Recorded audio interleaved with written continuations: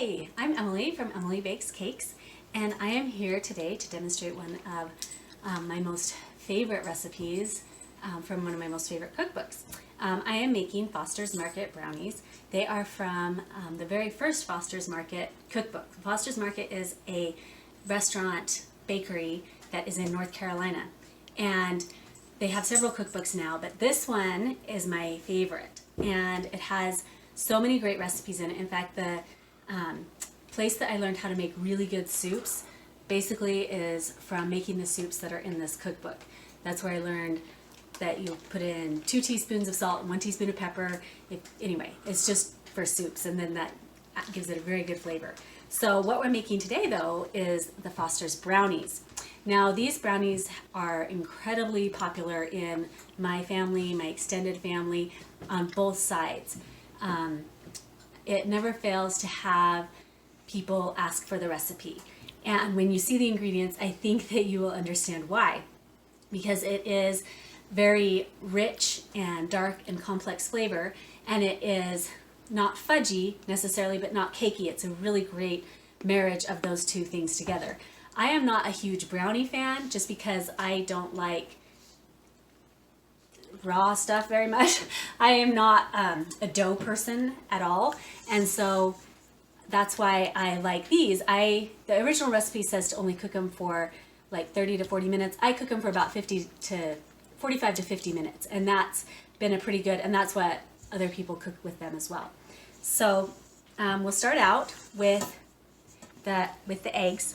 You can see there's 8 eggs in there. Now you may think, oh my goodness, how big of a recipe is this making? And this is what I'll tell you. We're making a sheet pan size of these brownies.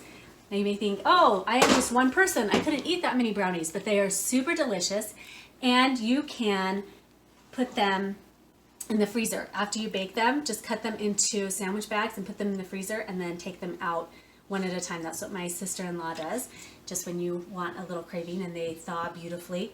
So we start out with the 8 eggs, like I said, and then we're adding 4 cups of sugar. So just like with our chocolate cake recipe, I think all that sugar helps keep it moist and helps it stay moist over the course of several days. So there we go. So there's 4 cups of sugar, and then we're going to add in 1 pound of melted butter. Now here's what I'll tell you about the melted butter.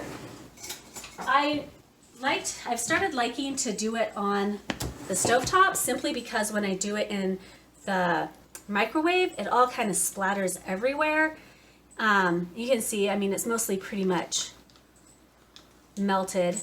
So, but this way I don't have as many splatters and it's not as messy. And yes, that is 1 pound. So it is 4 sticks of butter that you're putting in here. Okay. So that is nice and buttery, because that's actually one of the things that made me first make this recipe. It's because I was like, I love that so much. Okay, and then I'm also going to put in, for this I measured to make sure, oh, that doesn't have the lid off of it, or the plastic off.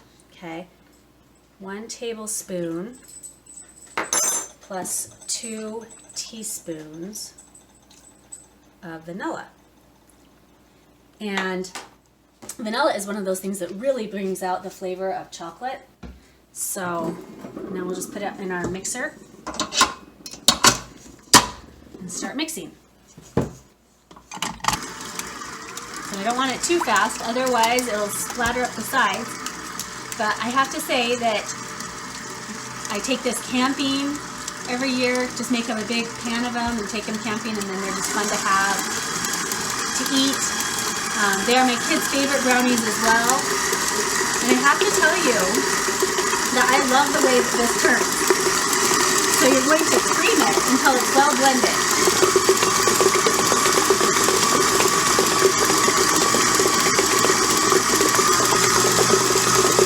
So we're going to get it pretty pale yellow and full of light fluffiness, because this is where it's going to get any of its right dry stuff.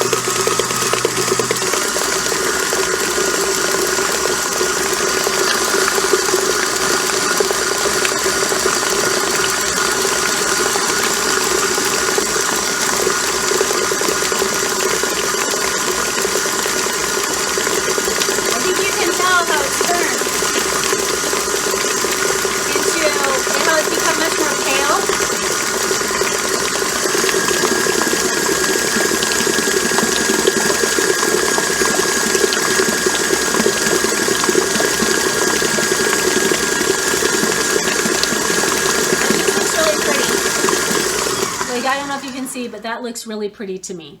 And it, of course, smells amazing. But yeah, so I'll just give it one last little stir.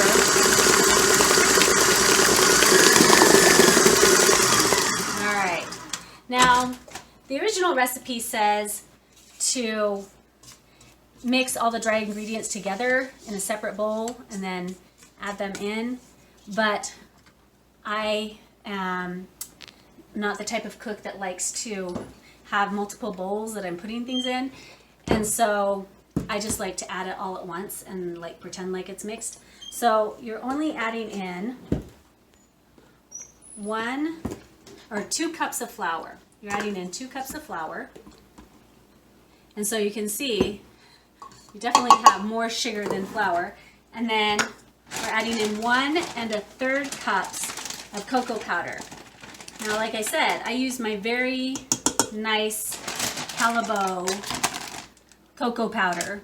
And usually I don't splurge on specific ingredients, but for cocoa powder, I'm willing to. So I use my 2/3 cup and I just put in 2 of those.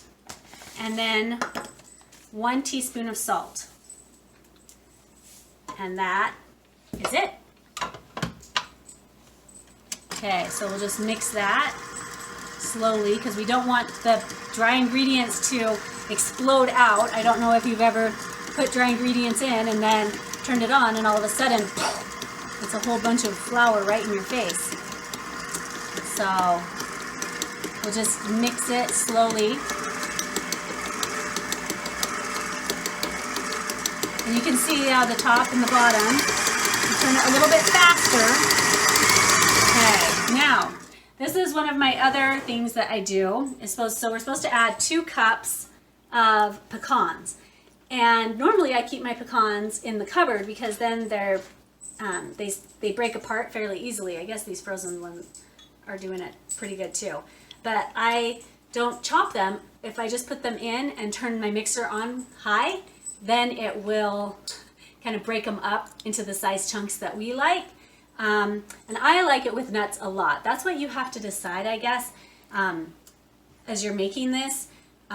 If you like crunch, my kids would prefer if I didn't put the nuts in, but I can't have that much smushiness without some kind of bite and mouthfeel because that's what I like. So I'm going to add the nuts in right now and kind of turn it on high, kind of break that up, and then I'll add the chocolate chips.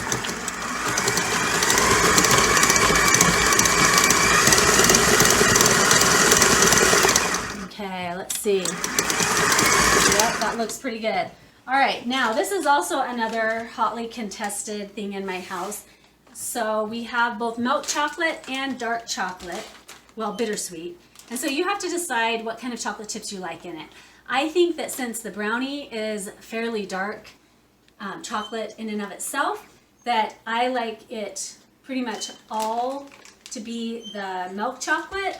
But I think that sometimes adding in a little bit of the dark chocolate can be fun to have too. So I'm just going to, and I am using my very nice chocolate for this, my Calibo that I bought. So I'm going to put in about 1½ cups of my milk chocolate, and I'm going to put in about a ½ cup of my dark chocolate. So there we go. And so, and if obviously, just use whatever you have in your cupboard. Don't let that stop you from making these delicious brownies if you just have milk or dark chocolate. And usually I just use cheap ones anyway. So now we're not looking to mix that much. We're just kind of get it all in there. So now I'll take it off and I'm going to scrape down the sides. So this also is kind of a learning experience that I had because when I first started making these, I thought, oh, you know, if I turn it up to 350, then that'll make it better. It'll make it cook quicker. And it took me several incredibly messy oven experiences to realize, oh, when I turn it up higher, it all kind of bubbles out one of the cracks and it bubbles out onto my oven. So now I for sure only, and I'm going to stir it like this because there sometimes is a little bit at the bottom that doesn't get mixed in. And you can see how thick this is, okay? I mean, it's a pound of butter and 4 cups of sugar. It's just absolutely amazing. So let's put this on here. Anyway, so definitely cook it at the 325. Or my mother-in-law, what she does when she makes these is she takes out and makes like 6 tiny little cupcakes, little brownie cupcakes, and then she says then it has never boiled over on her. So there is that.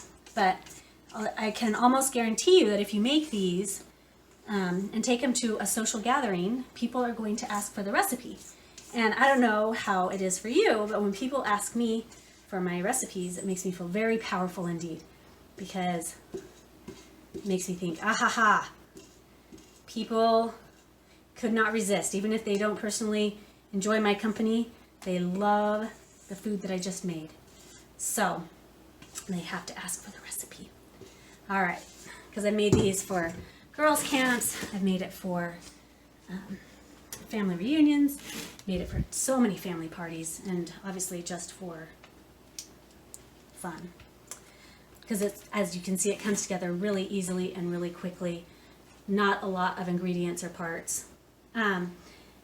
Also, so the pan is just prepared. I just sprayed it with a cooking spray, and then I put parchment down because just that way it saves the bottom of my pans when you're cutting them. But you don't have to have parchment. You can, if you just lightly flour the bottom, or even if you just put enough of the spray, then that's good too. So, and then I've also done the thing where, you know how they have those Rocky Road brownies or whatever, where you cook them and then you put marshmallows on top. Because I'm loath to make any other brownies besides the ones that I know, just because I don't want to waste my time and ingredients. Because you know that's the true trifecta, right? Is it worth my time? Because everybody's going to eat it and love it. Is it worth my ingredients that cost money and I have to go to the store to get? So, and these are worth a pound of butter. So what I'm going to do is I'm going to put these in the oven, in my 325 degree oven, and I'm going to set the timer for 45 minutes. And then I'm going to check in and see how they are done.